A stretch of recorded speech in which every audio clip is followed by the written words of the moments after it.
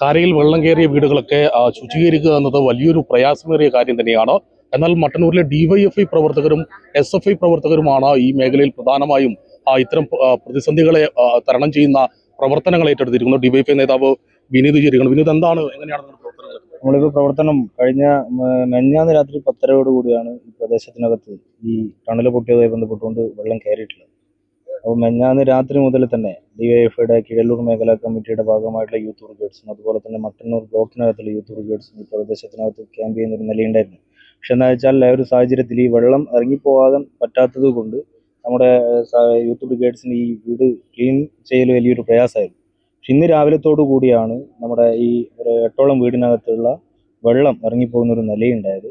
ആ ഇറങ്ങിപ്പോയ സമയത്ത് തന്നെ നമ്മുടെ മേഖലക്കകത്തുള്ള മുഴുവൻ യൂത്ത് ബ്രിഗേഡ്സിൻ്റെ ടീമും സജ്ജാവുകയും മുഴുവൻ വീടും വാസയോഗ്യമാകുന്ന തരത്തിലേക്കുള്ള പ്രവർത്തനങ്ങൾ ഇപ്പോൾ നടത്തിക്കൊണ്ടിരിക്കുകയാണ്. അതിനോടൊപ്പം തന്നെ നമ്മുടെ മട്ടന്നൂരിലെ SFIയുടെ നേതൃത്വത്തിൽ സ്റ്റുഡൻറ് ബറ്റാലിയനും കൂടി ഈ പ്രദേശത്തിനകത്ത് വന്ന് ഈ ക്ലീനിങ് പ്രവർത്തനത്തിനകത്ത് കോർഡിനേഷൻ ഉണ്ടാക്കി മുന്നോട്ട് പോകുന്ന ഒരു നിലയുണ്ട്.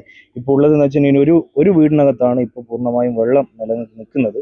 അത് ഇറങ്ങുന്നൊരു സമയം ഇന്ന് തന്നെ പൂർത്തീകരിച്ച് അവർക്ക് വാസയോഗ്യമാക്കുന്ന തരത്തിലേക്കുള്ള പ്രവർത്തനം നടത്താൻ കിഴല്ലൂരിലെയും അതുപോലെ തന്നെ മട്ടന്നൂരിലെയും ഡിവൈഎഫ്ഐയുടെ നേതൃത്വത്തിലുള്ള യൂത്ത് ബ്രിഗേഡ്സ് ഇപ്പോൾ ഇതിനായിട്ട് മുന്നോട്ട് വന്നിട്ടുണ്ട്. അപ്പോൾ ഇനി ഒരു വീടും കൂടിയാണുള്ളത്. അതിനുശേഷം 2 ദിവസം കൊണ്ട് ഇവിടെ പൂർണ്ണമായും ഈ പരിസര പ്രദേശത്തിനകത്ത് ഉൾപ്പെടെ ഡിവൈഎഫ്ഐ യൂത്ത് ബ്രിഗേഡ്സിന്റെ ഭാഗമായുള്ള പ്രവർത്തനങ്ങൾ സംഘടിപ്പിക്കേണ്ടതുണ്ട്. അതുപോലെ തന്നെ ഈ പ്രദേശത്തിനകത്ത് ഇപ്പം വീടിനകത്തുള്ളതാണ് നമ്മൾ ക്ലീൻ ചെയ്യാൻ വേണ്ടി ഇപ്പോൾ തയ്യാറായിട്ടുള്ളത്. ഇതിന് പുറമേ ഇതിന്റെ പരിസര പ്രദേശങ്ങളിൽ ഉൾപ്പെടെ ഈ വെള്ളം കെട്ടി നിന്ന് ഇന്ന് 3 ദിവസം ആയി. 3 ദിവസം പൂർണ്ണമായും ആവുന്ന ഒരു നിലയുണ്ട്. അപ്പോൾ പരിസര പ്രദേശങ്ങളും കൂടി വൃത്തിയാക്കണം എന്നുള്ള നിലയിലാണ് ഇപ്പോൾ ഡിവൈഎഫ്ഐ യൂത്ത് ബ്രിഗേഡ്സ് തീരുമാനിച്ചിട്ടുള്ളത്.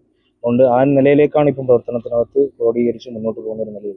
കയറുന്ന സമയത്ത് എന്തെങ്കിലും അപകടങ്ങളോ പ്രശ്നങ്ങളോ? ഇല്ല, ഇപ്പം ഉള്ളതെന്ന് വെച്ചാൽ എല്ലാവരും അതിന്റെ ഉപകരണങ്ങൾ ഉൾപ്പെടെ ഉള്ള സജ്ജീകരണങ്ങളോടു കൂടി തന്നെയാണ് ഉള്ളത്. അതുകൊണ്ട് മറ്റുള്ള രീതിയിലേക്കുള്ളതൊന്നും ഉണ്ടായില്ല.